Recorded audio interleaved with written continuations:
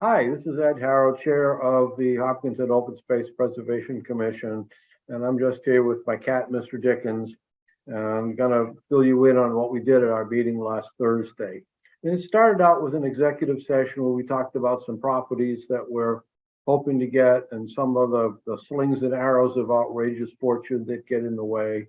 Um, but we're pretty hopeful of having at least one article on the town meeting warrant for a piece of property, and I hope you all show up and vote yes. I had the distinct pleasure of a guided tour of the property yesterday, along with a couple other friends and a couple more dogs, and we had a grand time. And I didn't get any ticks, but the dog, I found one of the dog, but the dog being white, ticks show up because he's got big long hair. They show up real readily, and others got ticks. But you see, the deal is when you walk in the woods, don't be first, because the people that are first are the ones that collect ticks. So now you've got that tip from me, remember it. Okay, so the next thing we talked about was an ongoing encroachment issue. Maury Gasser and I walked the bounds of the property with the homeowner a week or so ago. Maury and I corrected all of the boundary markings and measured some of the boundary marks and had a discussion with the homeowner about a questionable boundary mark, not questionable in our view. And so I have written a report, and that's being sent to the homeowner, and we'll see where we go from here. The next thing is Hopkinton 101, and I begged other members of open space to help out with Hopkinton 101. We'll see. I'll be there. Then we talked about scout projects, and we've got a number of possibilities. And what I found was there is no central clearinghouse for scout projects in town, at least that I have found. So I have been struggling to get names, like the names of the innocent. And between us, I think we've got all the names that we need.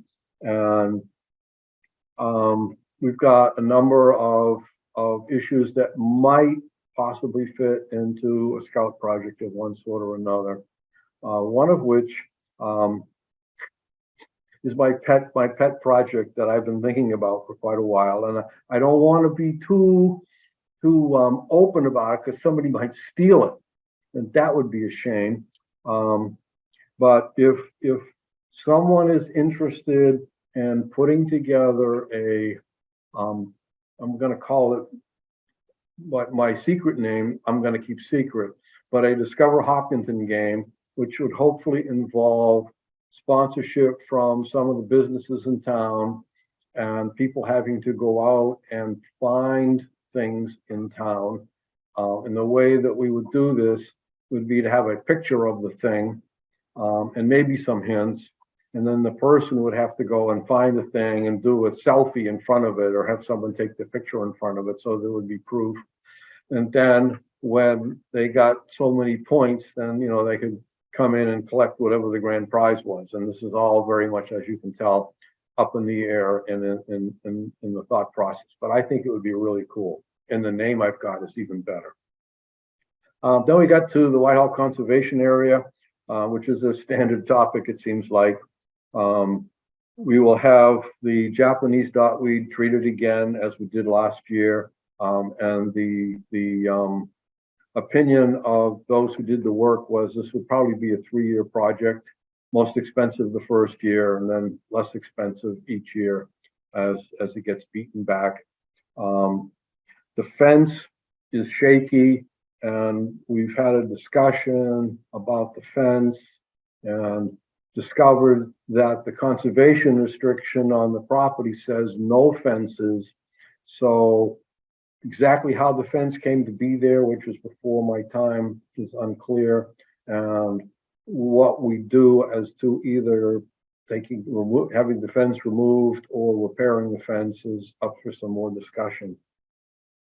Mowing, we've got, we had a vote for mowing, so we're up for at least 3 mowings this year. If we need more than that, then we'll have to have another vote, because we're set for 3.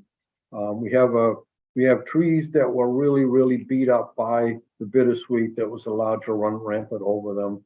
And so we've gotten a quote to have some pruning done. And some of the pruning is not doable from the ground readily. So it's not something that we amateurs, I thought, would be a good idea. Ladders and chainsaws tend to be a bad combination. But tree people know what they're doing. So hopefully that will get sorted out. I think that takes care of the Whitehall Conservation Area, the knotweed, mowing, the fence, and the pruning.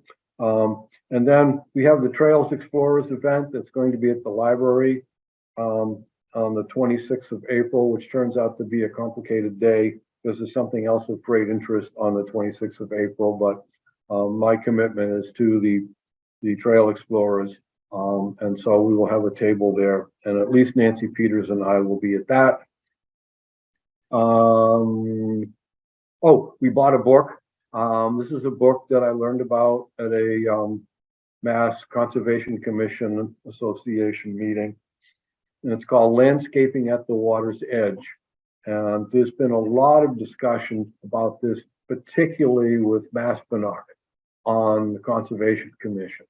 So we thought it would be useful to acquire this book and give it to the library so that they can circulate it and then advertise it, with the Lake Maspinock Preservation Association and Concom, et cetera. So people will know it's there and they can truck on down to the library and get this book and learn a little bit about doing their lawns next to the lake to help keep the lake semi-healthy. I mean, lakes with houses and lawns all around them are in a difficult spot, leave it at that. And then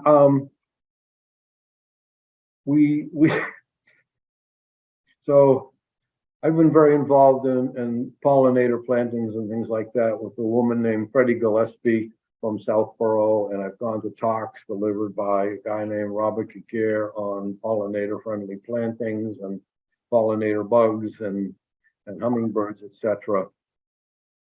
And so this group was doing a buy of native pollinator-friendly plants. And I went out on a limb because my dear wife said, Ed, there's no place in our yard that gets enough sun for those plants. And I said, well, I'm going to buy them. And then we're going to figure out what we're going to do with them. And so I had two possibilities, neither one of which was terrible, one of which had possibilities. But then Nancy Peters, who is in the Hopkinton Garden Club and on Open Space, said, Ed, here's the perfect place. So on the Hughes property, there was a garden. And so we're working with the Hopkinton Garden Club. And when these plants come in on or about the 1st of June, hopefully we will have things all prepared to receive them. And we will be planting a pollinator garden there. And it's pretty neat because they're working at developing a map so that you can go on the organization's map and see where there are pollinator gardens and go over and check them out. And I wish that I could speak more authoritatively, but there's lots of different bugs that use them, as well as hummingbirds and flowers that flower at different times. And excuse me for using the term bugs. The bugs know when to show up. Principally, we're talking bumblebees. And one of the things I've learned about, which I'll bet probably none of the audience will know, is that flowers come in different shapes, which we all kind of know, and bumblebees come in different shapes to take advantage of different flowers. So some bumblebees only go to flower A and some only go to flower B, and they're differentiated by their tongue length. So deep flowers get hummingbirds with long tongues, and flatty flowers get bumblebees with shorter tongues. Who knew? So it's all pretty interesting, and I'm pretty hopeful that I mean, the big issue when you plant a garden, there are several. One, of course, there are all the little rabbits decide all these little shoots look yummy. So that's the thing we'll have to deal with. And the other is water. And there was water there. Now, the question is whether the water is still available, but the Charles River is right there. So worst comes to worst, we'll have to take buckets and fill up with water from the Charles. Hopefully we won't need a water extraction permit to take a few buckets out.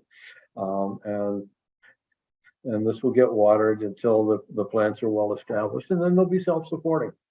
And so that was it. Oh, plus we looked at our minutes and found one little quirk in the minutes to get fixed.